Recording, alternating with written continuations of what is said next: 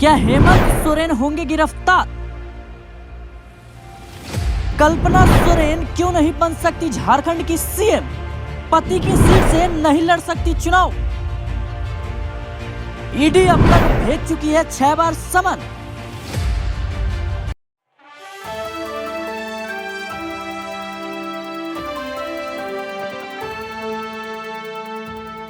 नमस्कार, आप देख रहे हैं नेक्स्ट 9 पॉलिटिकल बाइट। मैं हूं आपके साथ सिराज।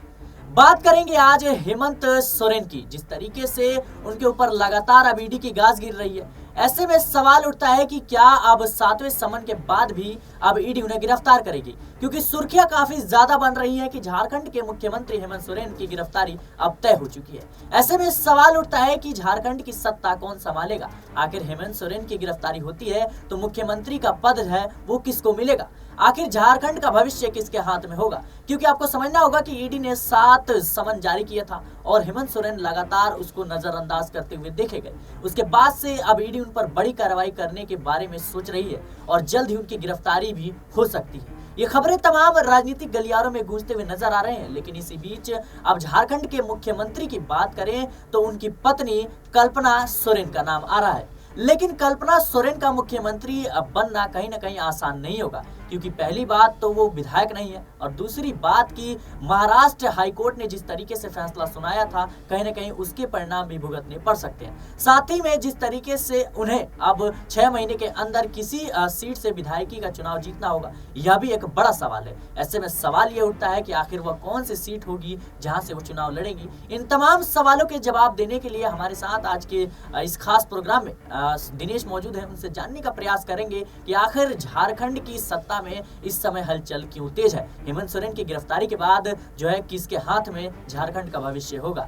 दिनेश, मेरा सबसे पहला सवाल आपसे यही रहेगा कि जिस तरीके से हेमंत सोरेन को 7 कहीं ना कहीं नोटिस मिले और उसके बाद वो शामिल नहीं होते पूछताछ में, ऐसे में ईडी उन पर बड़ी कार्रवाई करने की सोच रही है। क्या लगता है कि जल्द ही उनकी गिरफ्तारी तय है? देखिए, 6 समन जो है हेमंत सोरेन के खिलाफ ईडी ने यहाँ पर भूमि घोटाले में जारी कर रखे हैं, लेकिन 6 समन जारी होने के बाद भी हेमंत सोरेन की तरफ से ईडी को कोई पुख्ता जवाब नहीं दिया जाता है, कोई सबूत पेश नहीं किए जाते।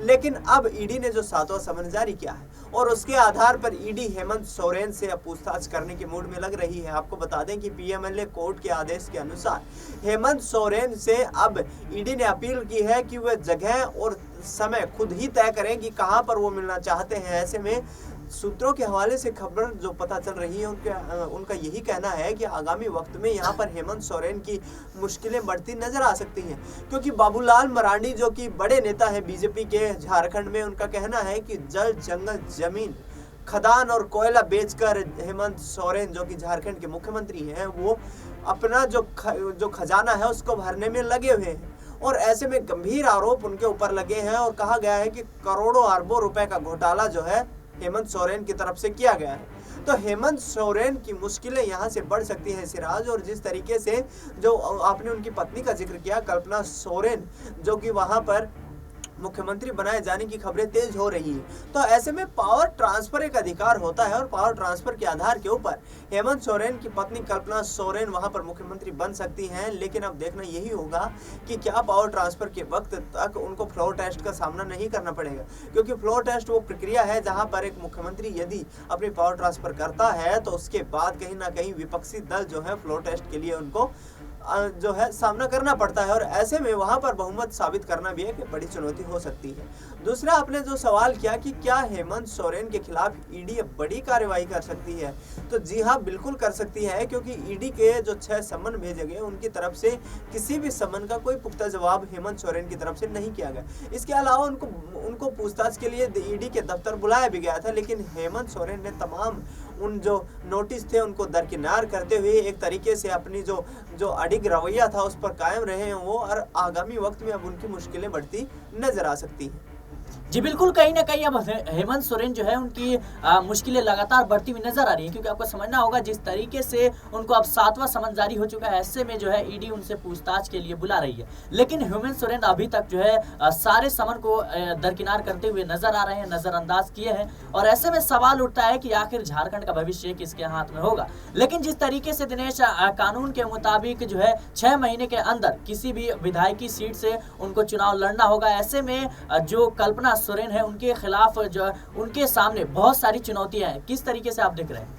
कल्पना जो सोरेन है उनके सामने बहुत चुनौतियां हैं। मैंने पहले भी बताया कि जिस तरीके से यहाँ पर जो पावर ट्रांसफर का जो मामला है उस पर भी कहीं ना कहीं उनको अड़चन आ सकती है, क्योंकि कोर्ट यहाँ पर जो है अपनी कार्रवाई कर सकता है। इसके अलावा सुप्रीम कोर्ट का रुख विपक्षी दल कर सकते हैं, और एक तरीके से मुख्यमंत्री के गिरफ्तार हो जाने के बाद या फिर उनसे पद छिन जाने के बाद कहीं ना कहीं राज्य की राजनीति जो है वो डगमगा जाती है। और ऐसे में आने वाले वक्त में ये देखना जरूरी होगा कि कल्पना सोरेन को मुख्यमंत्री बनाने के लिए कितना बड़ा जो कदम यहाँ पर हेमंत सोरेन उठाते नजर आते हैं। आपको बता दें कि कुछ वक्त पहले जब बिहार की बात है और वहां पर लालू प्रसाद यादव पर जिस वक्त उनकी मुख्यमंत्री की कुर्सी पर खतरा मंडराया था, तो उस वक्त लालू प्रसाद यादव ने राबड़ी देवी को मुख्यमंत्री बना दिया था। तो पावर ट्रांसफर का जो अधिकार है वो एक मुख्यमंत्री के पास होता है और वो उसका इस्तेमाल कर सकते हैं। हाल ही में जिस तरीके से अरविंद केजरीवाल पर भी ईडी के जो नोटिस आ रहे हैं और खबरें यही सामने आ रही है लगातार कि अरविंद केजरीवाल भी पावर ट्रांसफर अधिकार का प्रयोग करके अपनी पत्नी को वो पद सौंप सकते हैं, और इसके लिए कहीं ना कहीं मुख्यमंत्री के लिए या फिर संवैधानिक प्रक्रिया में, लोकतांत्रिक प्रक्रिया में और कानूनों में इसका प्रावधान बना हुआ है। लेकिन सबसे बड़ा चैलेंज यही है कि क्या हेमंत सोरेन की गिरफ्तारी होगी, क्योंकि ईडी एक के बाद एक समन भेजती गई और हेमंत सोरेन उन पर कोई जवाब नहीं देते नजर आए।